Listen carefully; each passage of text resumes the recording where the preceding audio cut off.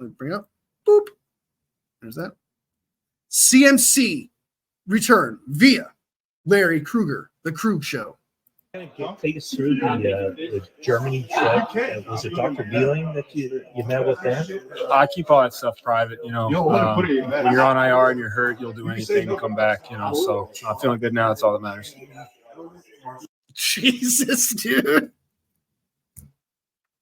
That sounded like, I know that was professional, but it sounded so strict. I'm going to keep that private. Okay. All right. And all that matters is I'm back. That's all that matters. Like, dude, Jesus Christ. Look at that face of determination. Look at that face, dude. Like, how dare you ask me personal questions like that? Like, God. I don't know about you guys, but I felt that. They said that rest was the most important component to it. Would you agree with that, or would you say that? Wish it was that easy. Yeah, I wish it was that easy. It's a combination of a lot of things that go into it. Our staff did an amazing job. Look, the last 8 weeks were extremely unfortunate for me. It's very tough being injured. It's tough physically, mentally, emotionally. Especially when it's just not how you planned it. It wasn't expected. Some stuff just went wrong, but I'm feeling great now, ready to go. How did you get through that time? Just one day at a time. You just gotta, trust in God and just take it one day at a time. It can be dark sometimes, and especially with something like that you feel like it's, having to watch games, you're physically in pain.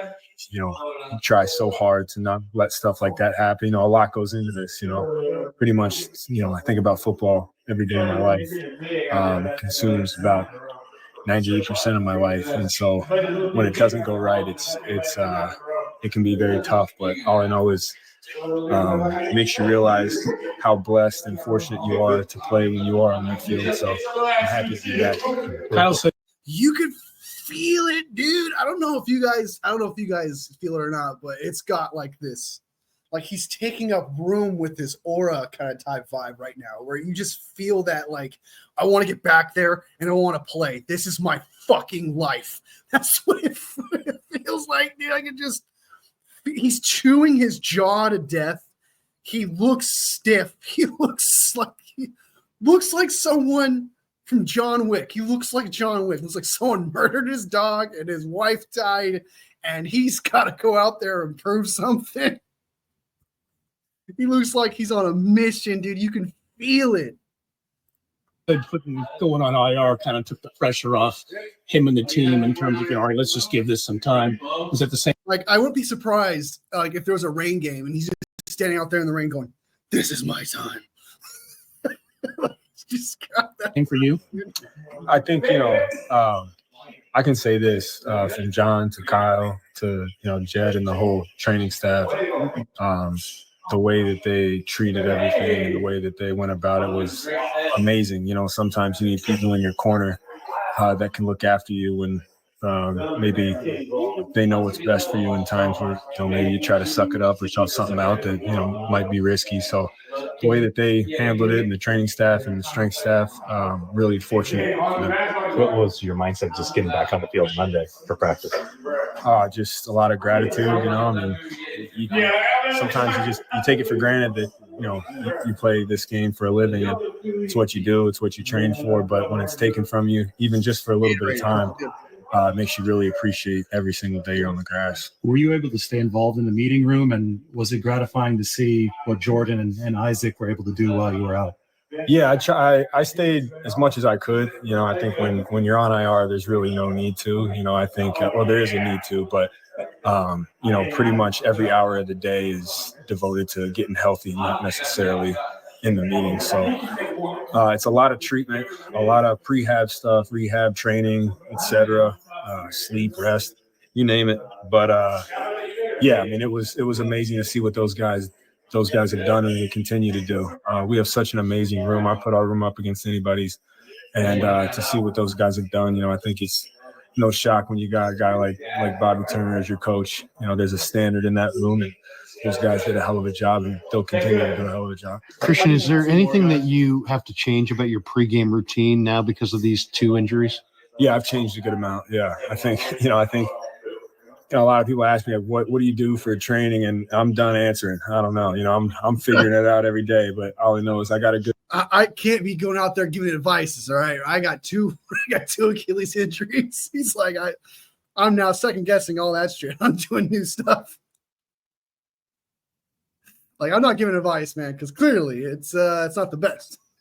Good routine right now, and I feel good, and that's all that matters. Obviously, no guarantees, but I mean, what level of confidence do you have that this is like in the rearview mirror? You're done with these Achilles issues. Yeah, I feel good now. No, I wouldn't be out here if it was still bothering me. I feel great. How do you?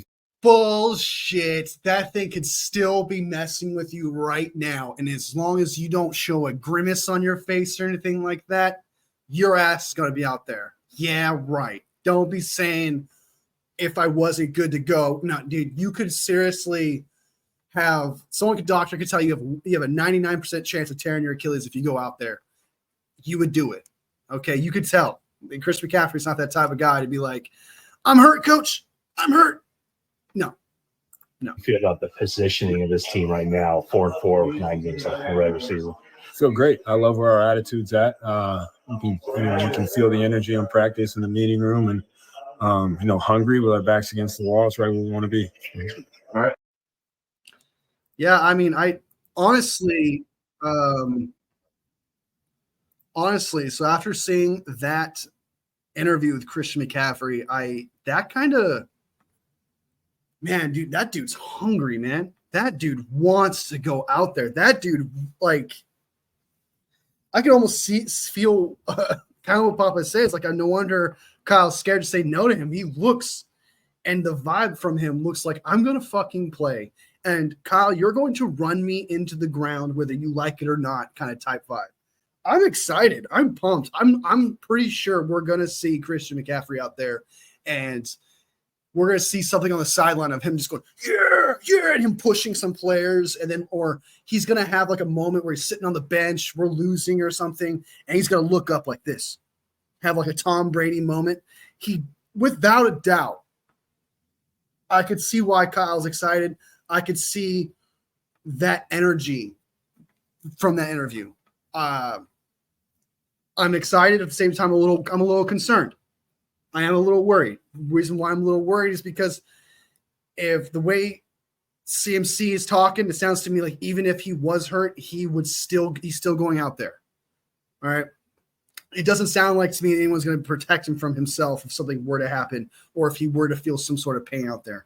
Just by the vibe that I get from watching that interview alone, that dude is ready to play. He is ready to cause some damage. He is ready to put fear in defenses.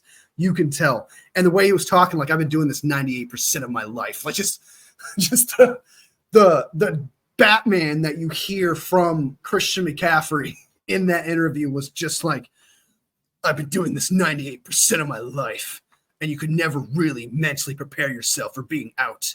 I want to be out there. I need to be out there. Just this crazy, like, whole vibe with CMC, man. Again, I can see why Kyle Shanahan is probably excited to use him, and will be excited to use him on the ground. So